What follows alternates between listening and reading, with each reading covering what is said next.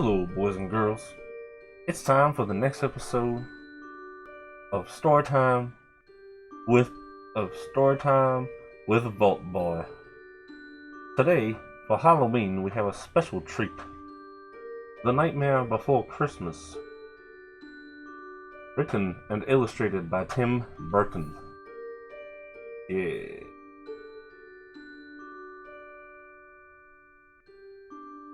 Now you may be wondering, well, it says The Nightmare Before Christmas.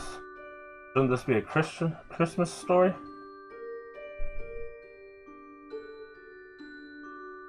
I think that about clears it up.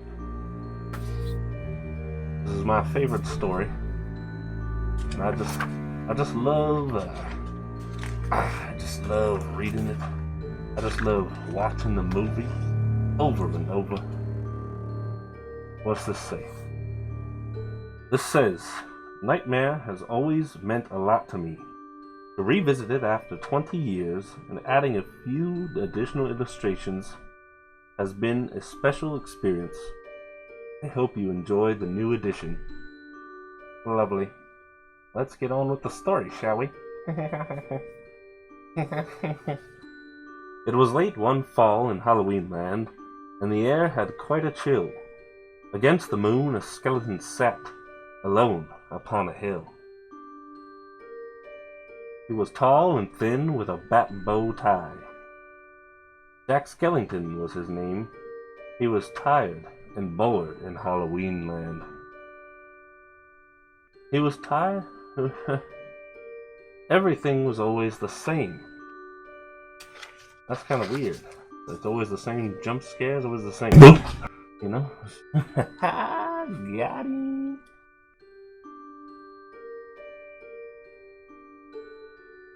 I'm sick of scaring, the terror, the fright. I'm tired of being something that goes bump in the night. I'm bored with leering my horrible glances, and my feet hurt from dancing those skeleton dances. I don't like graveyards, and I need something new. There must be more to life than just yelling. Ooh. There's more to life than yelling boo? But look around! Look around! There's nothing but boo here. Poor Jack. Poor Jack. Poor Jack. Then, out from a grave, with a curl and a twist, came a whimpering, whining, spectral mist. It was a little ghost dog with a faint little bark, and a jack-o'-lantern nose that glowed in the dark. It was Jack's dog, Zero, the best friend he had, but Jack hardly noticed, which made Zero sad. You know, these times in a man's life, you just have to contemplate things, and your dog is your really only friend. And sometimes your dog leaves you and finds another owner, and he leaves your house when you go to get some recovery. Get back. All that night through the next day, Jack wandered and walked. He was filled with dismay. That's cool. I like that moon. This poor Jack. Man. That's cool. Then, deep in the forest, just before night, Jack came upon an amazing sight. Not 20 feet from the spot where he stood were 3 massive doorways carved in wood. He stood before them, completely in awe, his gaze transfixed by one special door. Entranced and excited, with a slight sense of worry, Jack opened the door to white, windy flurry. Man, you ain't never seen no snow before? Hey, man. Whoa. Don't get lost. Enjoy the ride. Jack didn't know it, but he'd fallen down in the middle of a place called Christmas Town. Immersed in the light, Jack was no longer haunted. He finally found the feeling he wanted. And so that his friends wouldn't think him a liar, he took the present-filled stockings that hung by the fire. He took candy and toys that were stacked on the shelves, and a picture of Santa with all of his elves. He took lights and ornaments and a star from a tree. And from the Christmas town sign, he took the big letter C. He picked up everything that sparkled or glowed. He even picked up a handful of snow. He grabbed all, and without being seen, he took it all back to Halloween. Wow. He's a thief. But I still love you, Jack. I can look past it. Yeah, I can look past the theft and the depression. I still love you, okay? You have to know that. Back in Halloween, a group of Jack's peers stared in amazement at the Christmas souvenirs. For his wondrous vision, none were prepared. Most were excited, though a few were quite scared. Man, a place called Halloween Town, they're all scared people, and they're scared of Jack's number one find, Christmas Town. Cool. For the next few days, while it lightened and thundered, Jack sat alone and obsessively wondered, why is it they get to spread laughter and cheer, while we stalk the graveyard spreading panic and fear? Well, I could be Santa, and I could spread cheer. Why does he get to do it year after year? Outraged by injustice, Jack thought and he thought. Then he got an idea. Yes, why not? In Christmas Town, Santa was making some toys. When through the din he heard a soft noise. He answered the door, and to his surprise, he saw weird little creatures in strange disguise. They were altogether ugly and rather petite. As they opened their sacks, they yelled, "Trick or treat!" Then a confused Santa was shoved into a sack and taken to Halloween to see Mastermind Jack. Whoa. Now he's kidnapping people. You know, Papa doesn't like kidnapping people. Papa got his kids kidnapped from a long time ago. That's why Papa.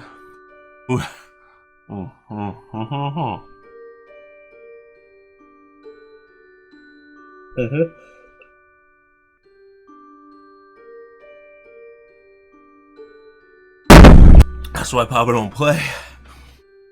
That's why Papa's got sauce. Papa's got the sauce. Oh, maybe he'll get better, maybe he won't. In Halloween, everyone gathered once more, for they'd never seen a Santa before. And as they cautiously gazed at this strange old man, Jack related to Santa his mastermind plan. My dear Mr. Claus, I think it's a crime that you've got to be Santa all of the time. But now I will give presents and I will spread cheer. We're changing places. I'm Santa this year. It is I who will say Merry Christmas to you. So you may lie in my coffin, creak doors, and yell, Boo! And please, Mr. Claus, don't think ill of my plan, for I'll do the best Santa job that I can. And though Jack and his friends thought they'd do a good job, their idea of Christmas was still quite macabre. Things are starting to get intense in Halloween Town land. They were packed up and ready on Christmas Eve day when Jack hitched his reindeer to his sleek coffin sleigh. But on Christmas Eve, as they were about to begin, a Halloween fog slowly rolled in. Jack said, "We can't leave. This fog is just too thick. There will be no Christmas and I can't be Saint Nick. Then a small glowing light pierced through the fog. What could it be? It was Zero, Jack's dog. Jack said, "Zero, with your nose so bright, won't you guide my sleigh tonight?" That's kind of a rip-off from Rudolph the Red-Nosed Reindeer, but that's okay, Tim Burton. I love you anyway. This is a good story. It's very, where it's about being content in your life, and maybe I'm wrong, but that's my interpretation. What's your guys' what do you guys think it's about? Put in the comments below, and we'll see who's right and who's wrong. And to be so needed was Zero's greatest dream, so he joyously flew to the head of the team. And as the skeletal sleigh started its ghostly flight, Jack cackled, "Merry Christmas to all, and to all a good night." There's some skeleton reindeer, and Jack.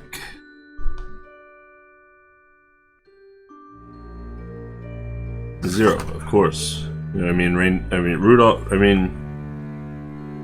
already Zero. Yeah, that's my favorite. My favorite little vampire teddy bear. 'Twas the nightmare before Christmas, and all through the house, not a creature was peaceful, not even a mouse.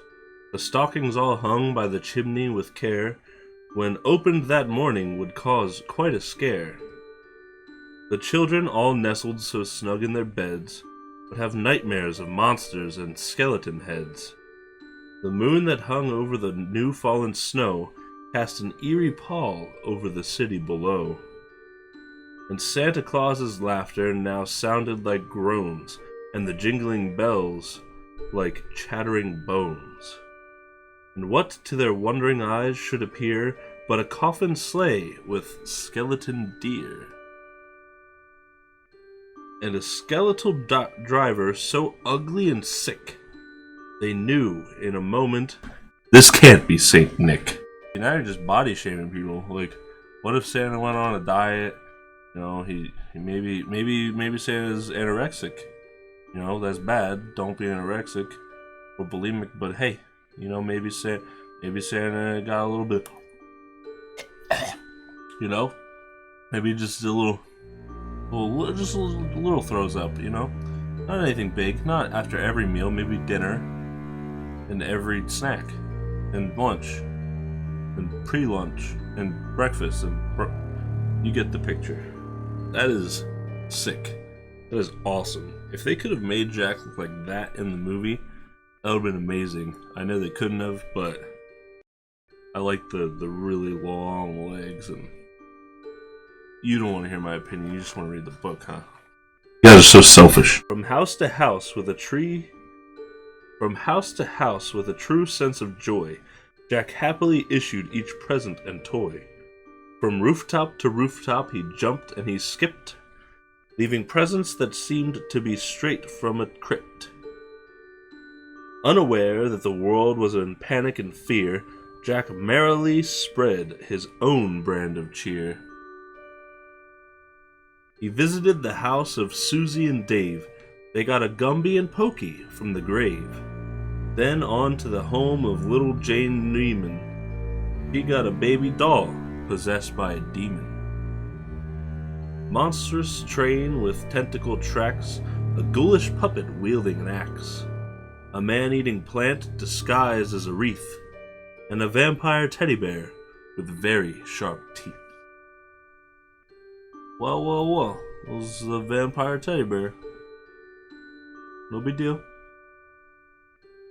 There were screams of terror, but Jack didn't hear it. He was much too involved with his own Christmas spirit. Jack finally looked down from his dark, starry frights and saw the commotion, the noise, and the light. Why, they're celebrating! It looks like such fun! They're thanking me for the good job that I've done. But what he thought were fireworks meant as goodwill were bullets and missiles intended to kill. Then, amidst the barrage of artillery fire, Jack urged Zero to go higher and higher. And away they all flew like the storm. Away they all flew like the storm of a thistle until they were hit by a well-guided missile. And as they fell on the cemetery way out of sight, was heard, "Merry Christmas to all, and to all a good night." Jack pulled himself up on a large stone cross, and from there he reviewed his incredible loss. "I thought I could be Santa, I had such belief." Jack was confused and filled with great grief. Not knowing where to turn, he looked toward the sky. Then he slumped on the grave and started to cry. And as Zero and Jack lay crumpled on the ground, they suddenly heard a familiar sound. "That is scary." "My dear Jack," said Santa, "I applaud your intent. I know wreaking such havoc was not what you meant. And so you are sad and feeling quite blue, but taking over Christmas was the wrong thing to do. I hope you realize Halloween's the right place for you. There's a lot more, Jack, that I'd like to say, but now I must hurry, for it is almost Christmas Day." Then he jumped in his sleigh, and with a wink of an eye, he said, "Merry Christmas," and he bid them goodbye.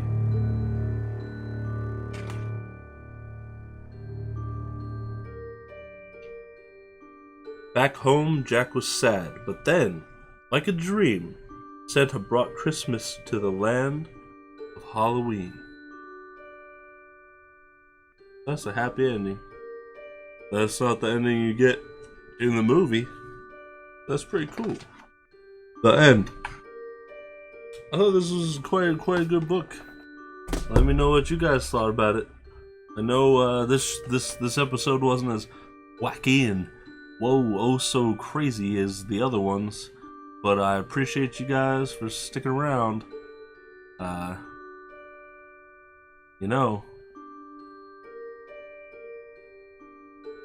no big deal. Isn't that right, Big Bird?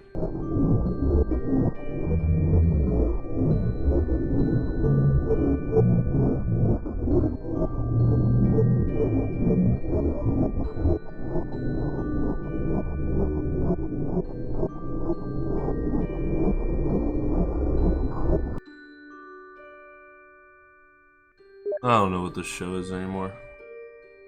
Well, I hope you enjoyed the story. Make sure to leave a comment down below. Any suggestions on the next book that I read. Leave a like if you like Nine Before Christmas. Leave a dislike if you hate that story and you never want to see it again. You think it's overused and people like it more than they should. You know, go ahead and tell me about that in the comments.